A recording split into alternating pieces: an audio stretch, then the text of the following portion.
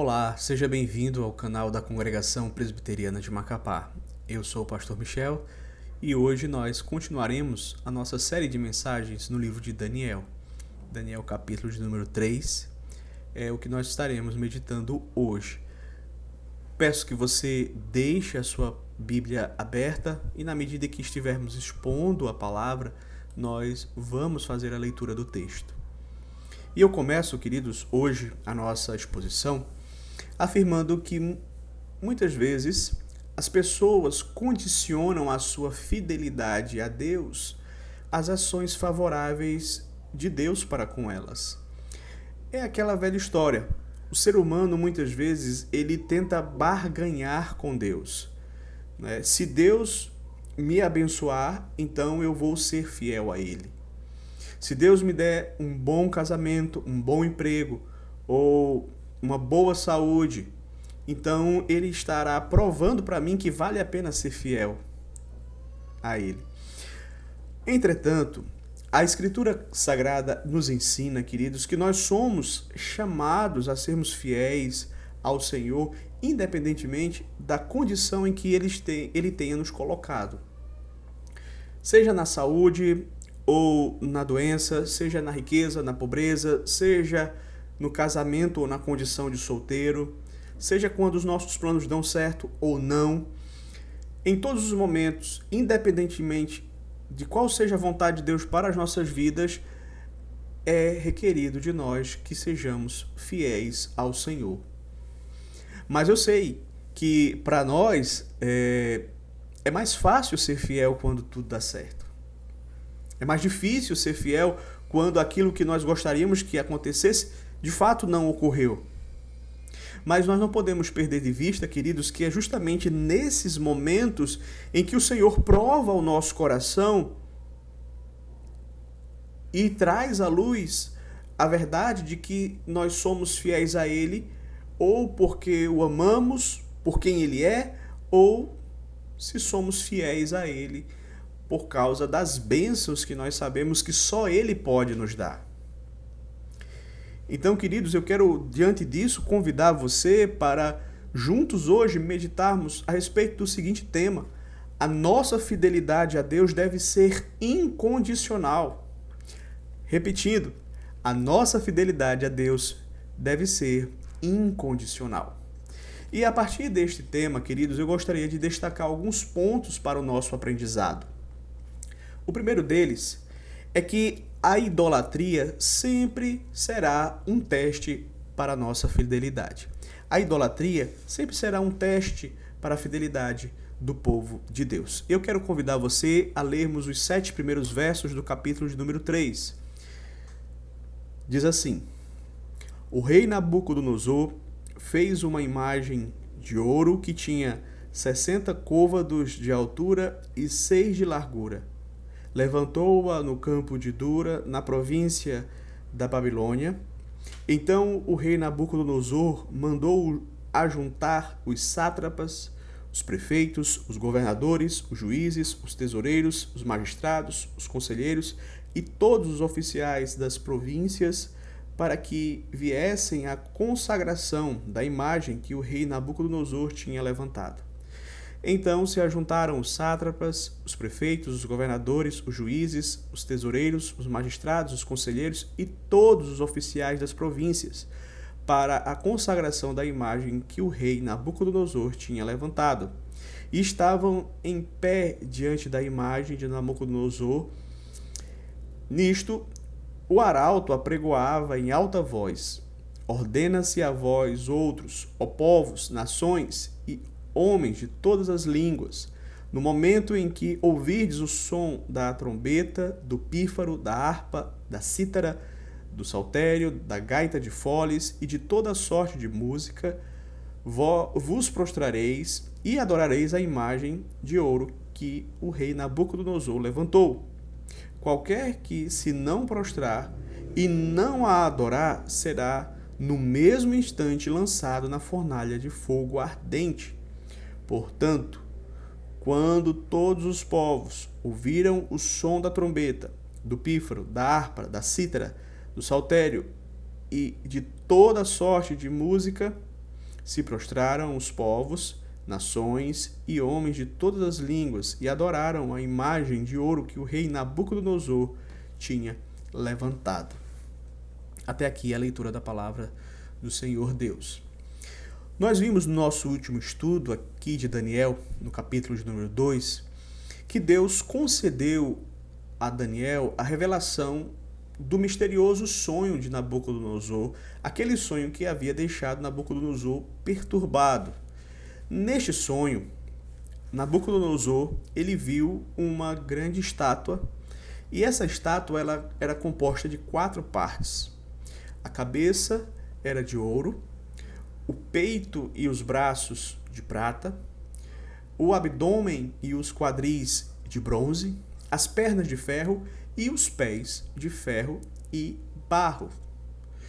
E por meio deste sonho, Deus estava mostrando ao rei que 4 grandes reinos governariam o mundo por um determinado tempo.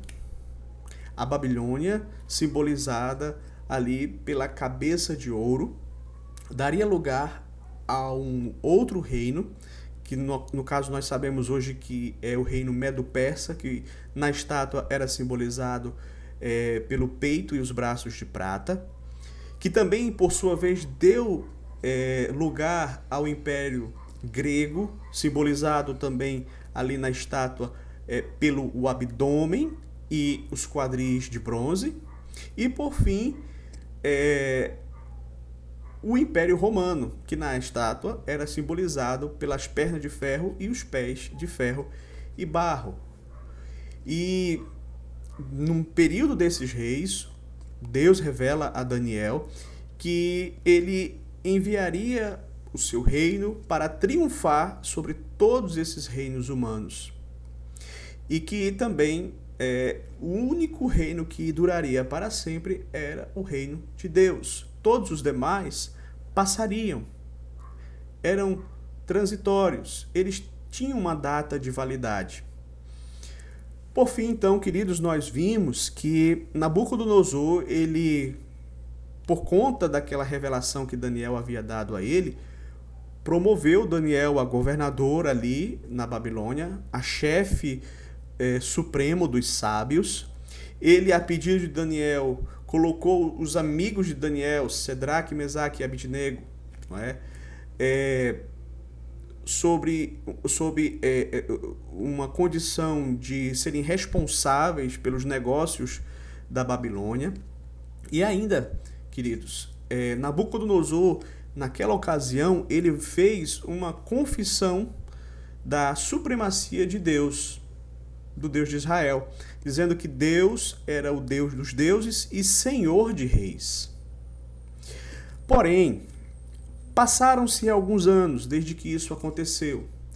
E aparentemente o rei esqueceu daquela confissão maravilhosa que ele havia feito.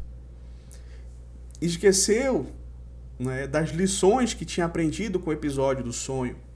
E veja, Nabucodonosor parece que ele se concentrou no fato de que ele, naquela estátua, era simbolizado pela cabeça de ouro. Parece que isso subiu a cabeça dele. E agora ele não quer ser apenas, não é, a cabeça de ouro da estátua. Ele quer uma estátua inteira de ouro. Ele quer ser uma estátua inteira de ouro. Em outras palavras, queridos, ele tinha um anseio no seu coração de fazer com que o seu reino perdurasse, mesmo Deus já tendo revelado que ele seria passageiro, que daria lugar a um outro reino. Por isso, então, Nabucodonosor ele manda construir uma estátua de ouro e ordena que todos aqueles que estivessem sob a sua autoridade, todos aqueles povos que tinham sido alcançados pelo Império Babilônico, que faziam parte das províncias da Babilônia, as suas autoridades se prostrassem e adorassem aquela imagem que ele então havia feito. Veja bem, para a maioria dos povos, isso não era nenhum problema, porque as religiões pagãs, elas lidam bem com o politeísmo, ou seja, eles poderiam adorar a vários deuses ao mesmo tempo, sem nenhum problema. Porém, isso era um problema para os judeus, porque o Deus de Israel exigia deles exclusividade. Logo, nós já temos uma prévia de que seria, então, uma grande tentação para o povo de Deus, uma grande provação, não é, para a fidelidade do Senhor, para com o Senhor. Ok? Então, Nabucodonosor, ele desafiou a Deus construindo a sua própria estátua inteiramente de ouro. E veja, a estátua de Nabucodonosor não tinha os pés de barro. Isso mostra claramente, queridos, que ele queria que o seu império perdurasse. E veja, era uma estátua extremamente suntuosa. O texto diz que ela tinha 60 côvados. É algo em torno a 27 metros de altura. Ela também tinha 6 côvados de largura, é algo em torno a 2,70 metros. Se você mora aqui em Macapá, tem mais ou menos uma noção, o monumento do Marco Zero, ele tem 30 metros de altura. E provavelmente uns 2,5 metros a 3 metros de largura. Então, mais ou menos seria aquele tamanho ali. O equivalente a um prédio de 9 andares. Mas observe que Nabucodonosor havia conquistado já muitas nações. Ele temia que o seu império chegasse ao fim. E ele temia que isso acontecesse por meio também de uma rebelião. A possibilidade de uma rebelião dos povos que tinham sido dominados pela Babilônia contra a Babilônia era real.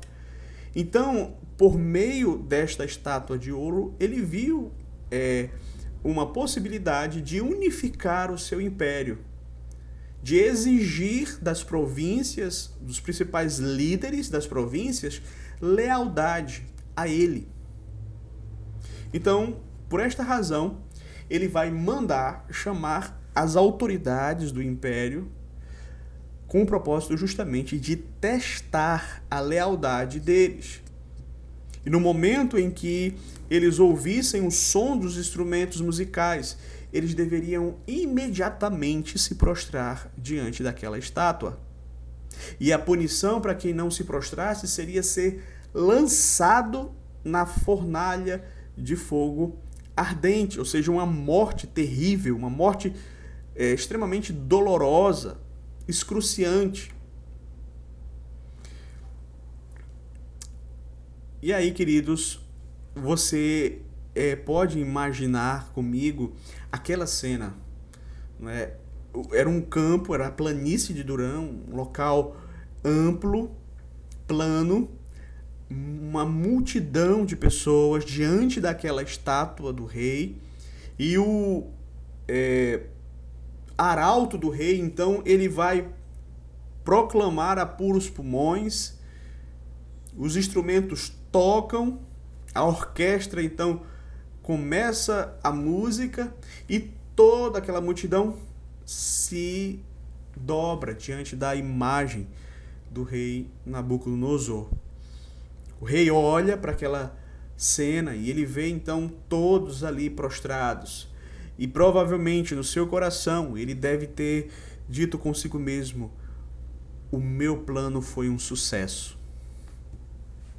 Ele deve ter ficado satisfeito. E aqui, queridos, eu gostaria então de trazer uma primeira aplicação para as nossas vidas.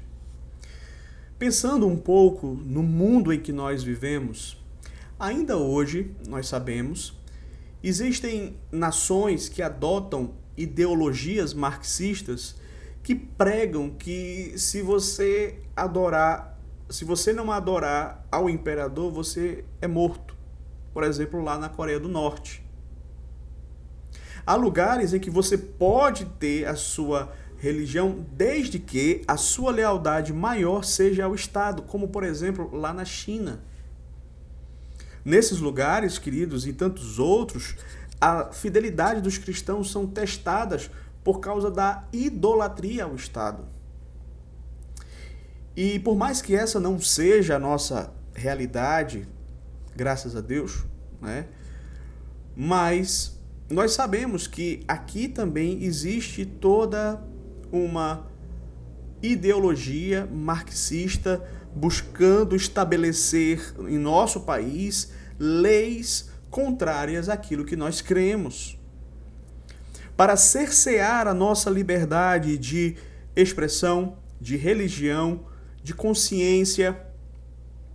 É o Estado que muitas vezes está extrapolando a sua esfera de atuação e querendo se meter na vida da igreja, da família, querendo, por exemplo, determinar como nós criamos os nossos filhos, querendo definir ou redefinir o conceito de família, querendo determinar o que deve ou não ser pregado nas igrejas, querendo doutrinar, por exemplo, os nossos filhos na escola, querendo nos calar, pois se você é um cristão, você não pode falar sobre temas como aborto, como eutanásia, porque o Estado é quem vai determinar essas coisas. Mas se você é cristão e você tem as suas convicções, você então deve ficar calado, porque isso desqualifica você para o debate. Então, queridos, assim como Ananias, Misael e Azarias, Sedraque, Mesaque e Abednego, não podemos nos curvar à idolatria estatal.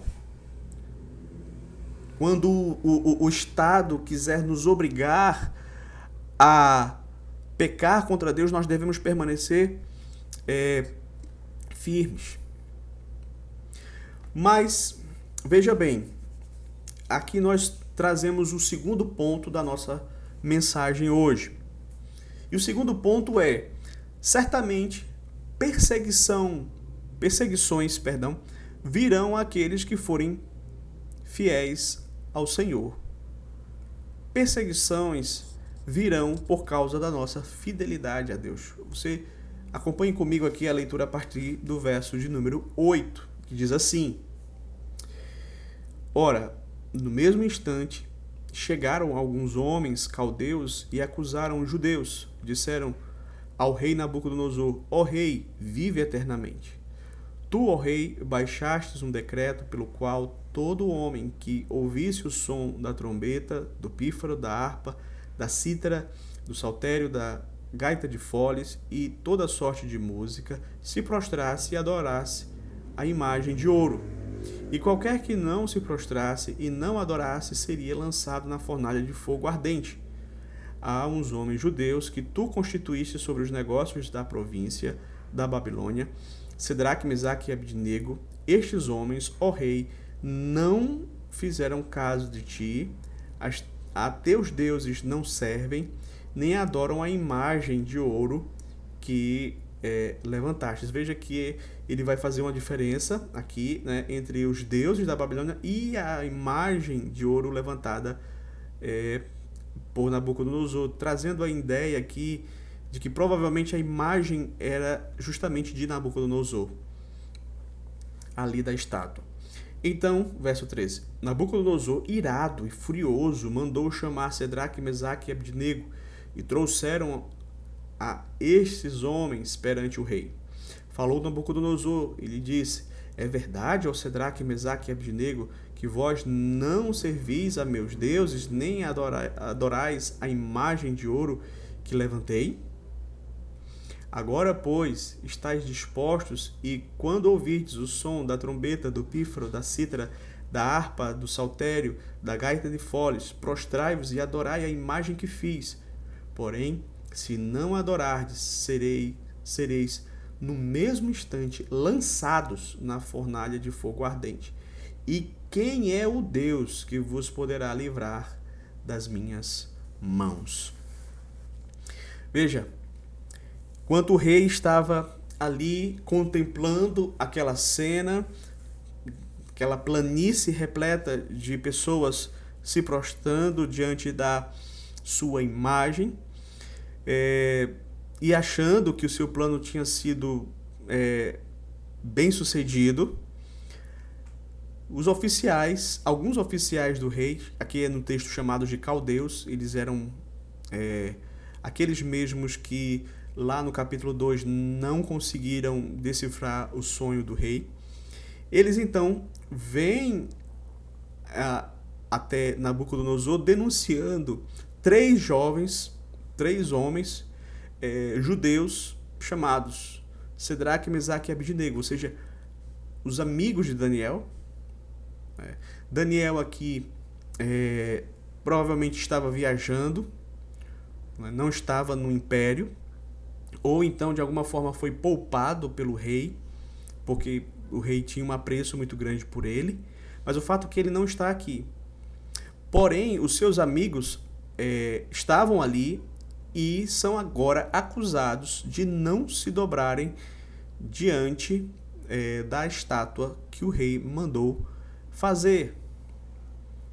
E aí você pode imaginar aquela cena, né? Todos se dobrando e se prostrando diante da estátua e somente 3 homens permanecendo ali de pé, sendo fiéis ao Senhor.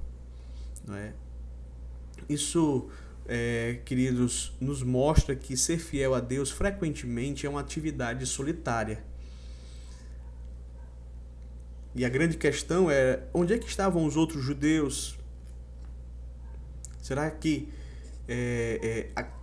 somente eles 3 não se dobraram? Provavelmente. Provavelmente somente Cedraque, Mesaque e Abidnego foram os únicos que não se dobraram perante a estátua do rei. Então, os oficiais vão a Nabucodonosor, não é? E talvez até por inveja, não é? Eles expõem a situação a ele, né?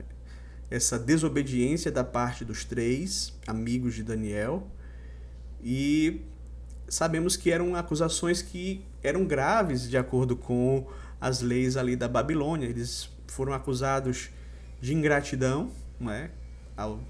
Não fazem caso do rei, de impiedade, não adoram os teus deuses, de desobediência, ou seja, não se prostraram diante da tua imagem. Então, os amigos de Daniel, eles não apenas desobedeceram ao rei, como também rejeitaram os seus deuses.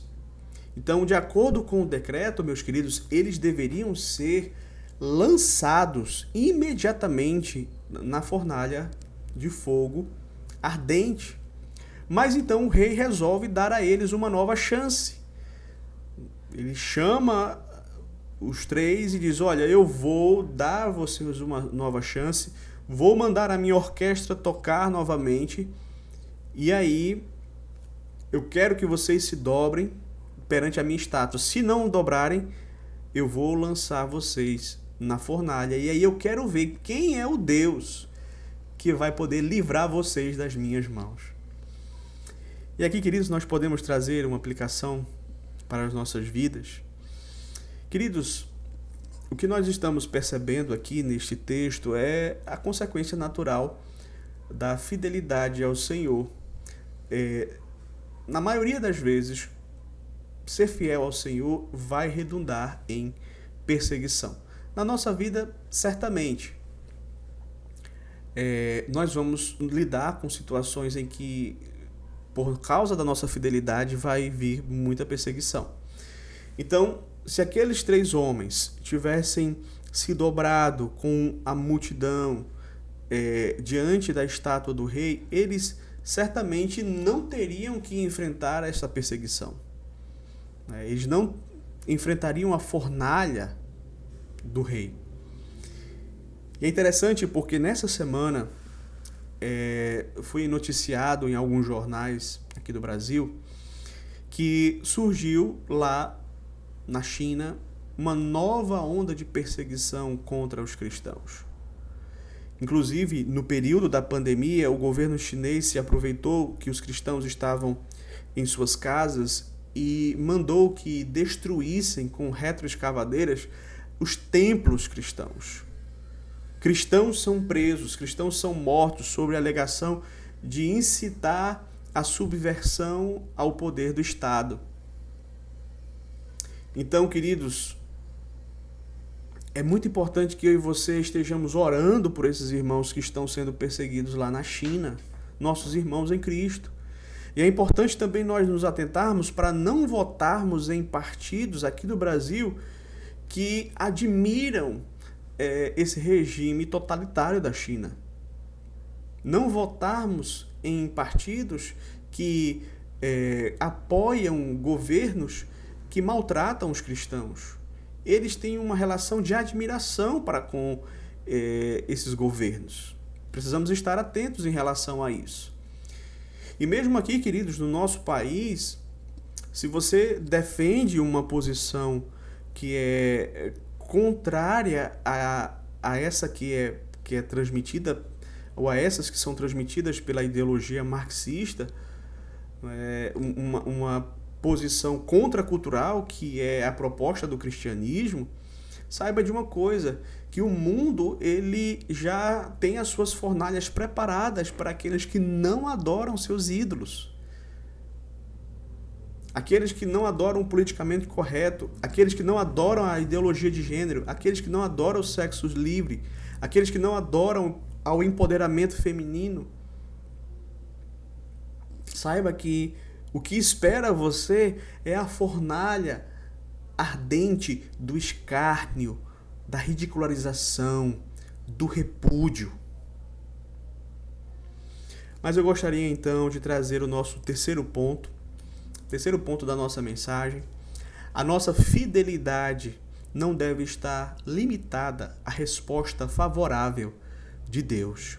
E eu quero convidar você a acompanhar aqui comigo do verso 16 ao verso de número 20, que diz assim: Responderam Cedraque, Mesaque e Abidnego ao rei: Ó Nabucodonosor, quanto a isto não necessitamos de te responder.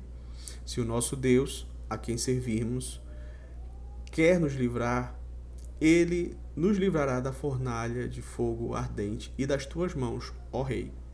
Se não, fica sabendo, ó rei, que não serviremos a teus deuses, nem adoraremos a imagem de ouro que levantaste. Então Nabucodonosor se encheu de fúria e, transtornado o aspecto do seu rosto contra Cedraque, Mesaque e Abidnego, ordenou que se acendesse a fornalha 7 vezes mais do que se costumava. Ordenou aos homens mais poderosos que estavam no seu exército que atassem a Cedraque, Mesaque e Abidnego e os lançasse na fornalha de fogo ardente.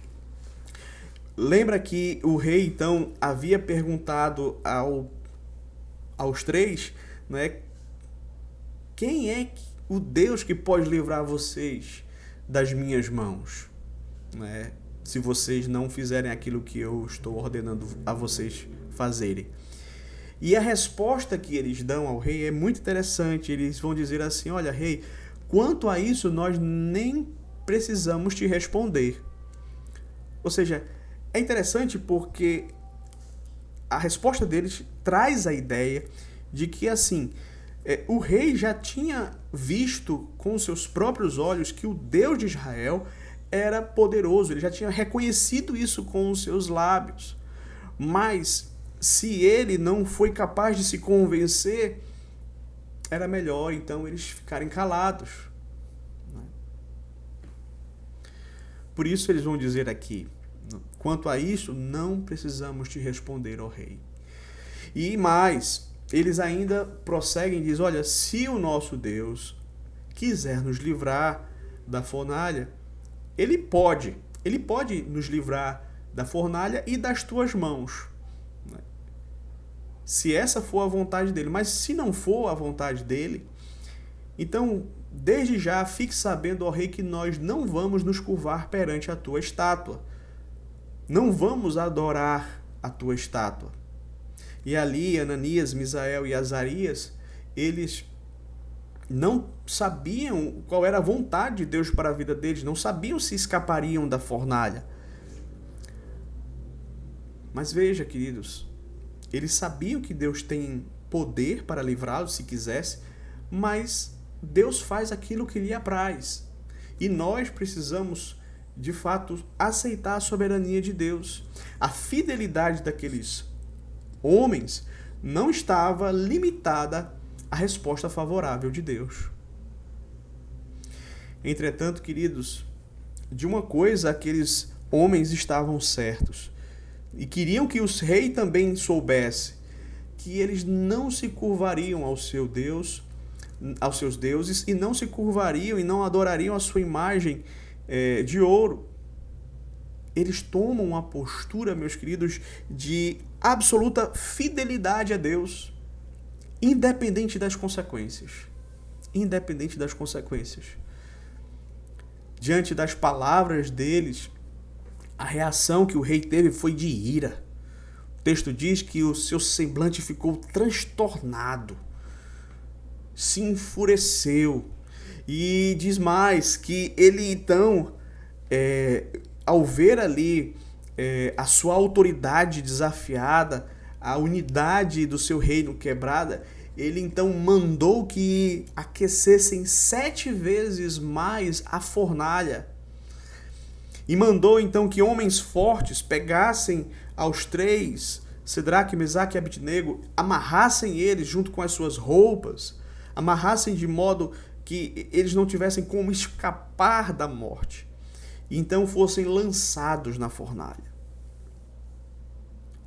Meus queridos, do mesmo modo, a nossa fidelidade a Deus não pode estar restrita àquilo que imaginamos que Deus deva fazer.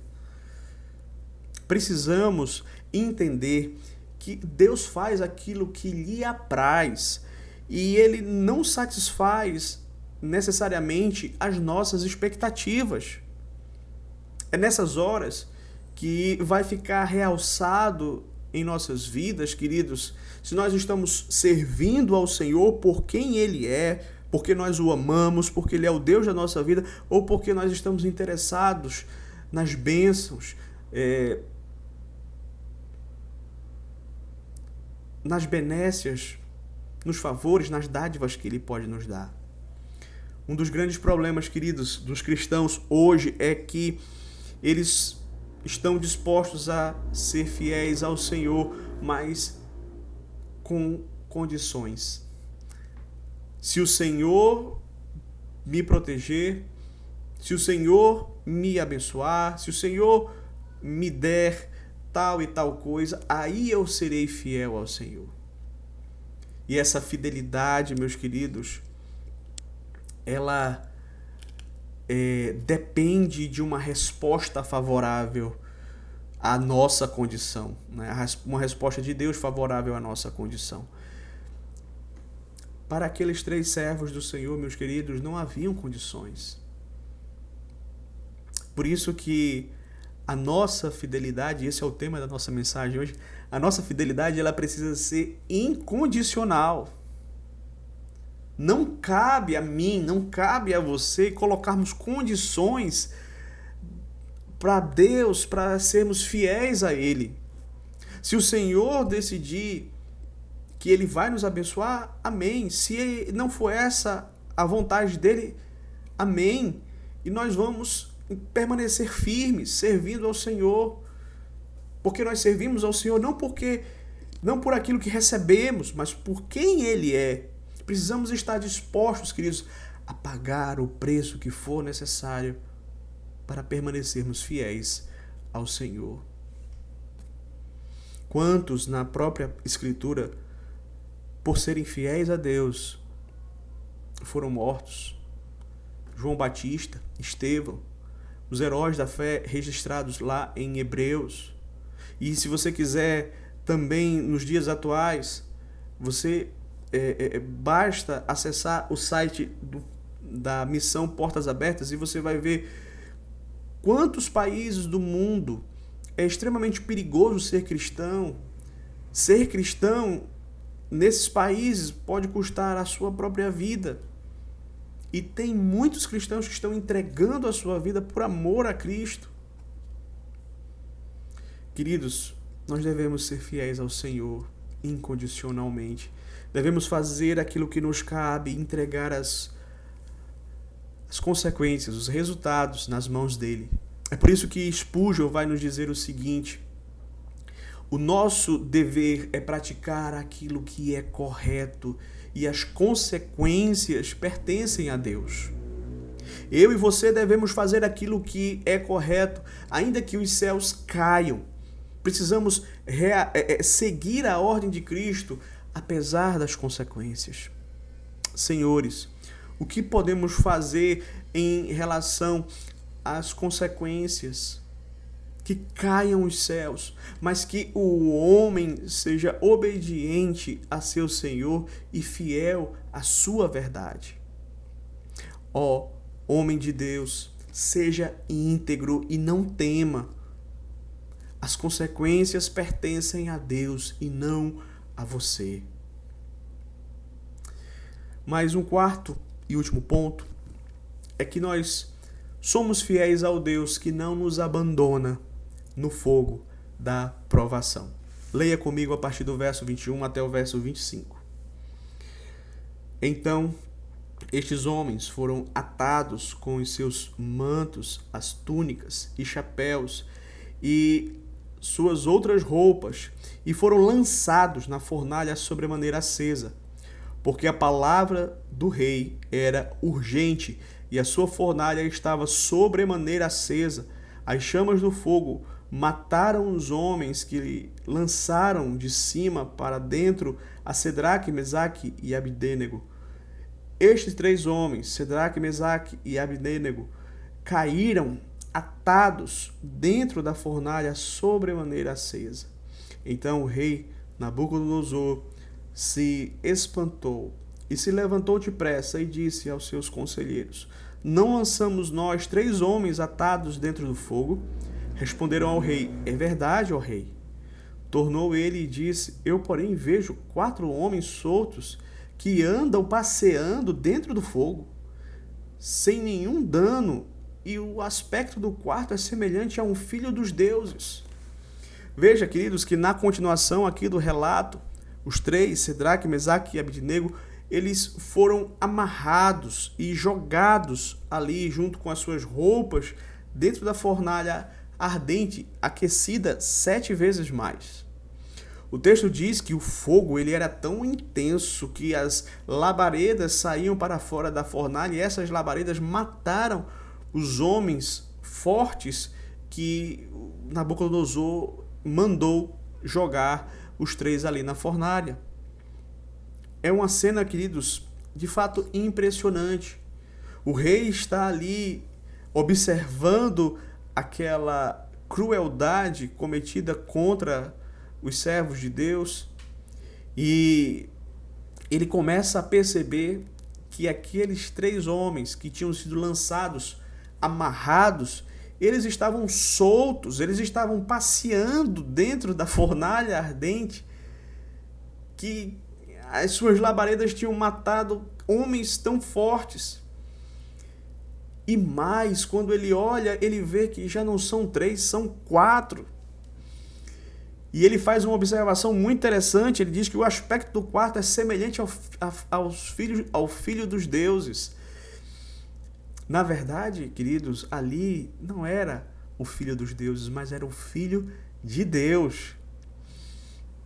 Eu acredito, como alguns comentaristas, de que ali era o próprio Cristo pré-encarnado.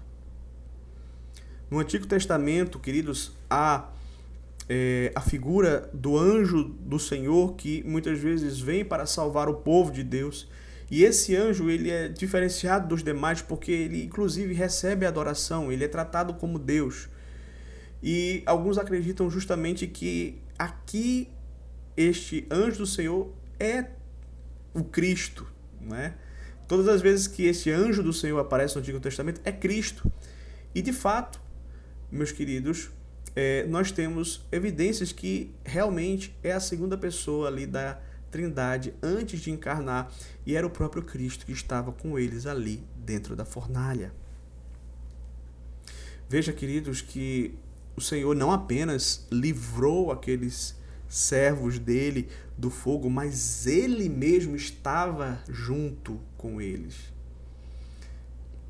Queridos, Cristo, ele não promete a mim e a você, não é, que nós não passaremos pelo fogo, pela fornalha, mas ele nos promete que ele estará conosco, se isso acontecer. O próprio Senhor Jesus Cristo disse: eis que estou convosco todos os dias até a consumação dos séculos. Sempre que o Senhor diz na sua palavra, não temas, ele logo vai dizer, porque eu estou contigo. O salmista, entendendo isso muito bem, ele vai dizer claramente, ainda que eu ande pelo vale da sombra da morte, não temerei mal nenhum, porque tu estás comigo. Então essa presença de Deus gloriosa, ela é o que nos dá força para passarmos por esses momentos. Ainda que o povo de Deus seja martirizado como Estevão foi, morto sim, mas ele viu o Senhor Jesus Cristo nos céus, porque Cristo estava com ele, porque Cristo não abandona os seus, inclusive nesses momentos mais difíceis de provação, de perseguição. Mas veja, a continuação do texto vai aqui do verso 26 em diante. Então chegou Nabucodonosor à porta da fornalha sobremaneira acesa, falou e disse: Cedraque, Mesaque e Abdênego, servos do Deus Altíssimo, saí e vinde. Então Cedraque, Mesaque e Abdênego saíram do meio do fogo. Ajuntaram-se os sátrapas, os prefeitos, os governadores, os conselheiros do rei, e viram que o fogo não teve poder algum sobre os corpos desses homens. Nem foram chamuscados os cabelos da sua cabeça, nem os seus mantos se mudaram, nem cheiro de fogo passara sobre eles. Falou Nabucodonosor e disse: Bendito seja o Deus de Cedraque, Mesaque e Abdênego, que enviou o seu anjo e livrou os seus servos, que confiaram nele, pois não quiseram cumprir a palavra do rei, preferindo entregar ao seu corpo a servirem e adorarem a qualquer outro Deus, senão o Deus, o seu Deus. Portanto, faço um decreto, pelo qual todo o povo, nação e língua, que disser blasfêmia contra o Deus de Cedraque, Mesaque e Abdênego, seja despedaçado e as suas casas sejam feitas em monturo, porque não há outro Deus que possa livrar como este. Então o rei fez prosperar a Cedraque, Mesaque e Abdênego na província da Babilônia. Observe que quando aqueles três foram tirados da fornalha sobremaneira acesa, aquecida 7 vezes mais, não havia nenhuma queimadura superficial, não havia nenhuma roupa queimada, nem o cabelo deles foi chamuscado. Eles saíram intactos daquela fornalha ardente de fogo. Isso, queridos, é nem um cheiro eles tinham de fogo, o texto diz, nem um cheiro de fumaça. Mas isso é um testemunho da salvação que Cristo opera em nossas vidas, queridos. E Cristo, ele nos salva de uma fornalha muito pior que a fornalha de Nabucodonosor. Ele nos salva do inferno. E o inferno é o lugar onde a chama não apaga e o verme não morre. Por isso que o Senhor Jesus, certa feita, vai dizer: olha, não temam aqueles que matam o corpo, mas não podem fazer nada contra a alma. Temam antes aquele que pode tanto lançar no inferno o corpo e a alma do homem. Então, queridos, que possamos nos apegar a Cristo, porque Ele é o único que pode nos salvar do inferno. E na continuação do texto, você verá que Nabucodonosor ele reconhece mais uma vez a supremacia do rei, do Deus de Israel. Ele reconheceu também a coerência dos três homens, né, preferindo serem jogados na fornalha ardente do que adorar a outro Deus que não seja o Deus dele. Veja a fidelidade deles, a coerência deles, o caráter E a postura deles é algo que marca a vida de Nabucodonosor. E ele ainda passou um edito, um decreto, proibindo que se falassem mal do Deus de Israel em todo o império. E aí ele ainda torna Cedraque, Mesaque e Abidnego mais relevantes, mais importantes do que eles já eram na província da Babilônia. Queridos, finalizando, nós somos chamados a uma fidelidade incondicional. Seja qual for as circunstâncias, jamais devemos ser infiéis ao Senhor. Devemos permanecer fiéis. E esse é o grande testemunho. A igreja, meus queridos, ela só é relevante para o mundo se de fato ela for diferente. Se ela for fiel ao Senhor.